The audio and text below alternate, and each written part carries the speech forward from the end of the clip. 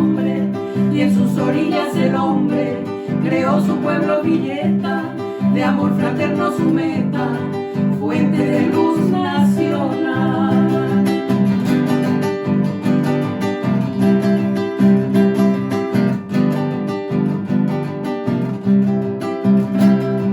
Es un mensaje de patria y va diciendo a los pueblos que bajo el nativo cielo ya no caben los rencores, y que en cambio los amores, el libre apretón de manos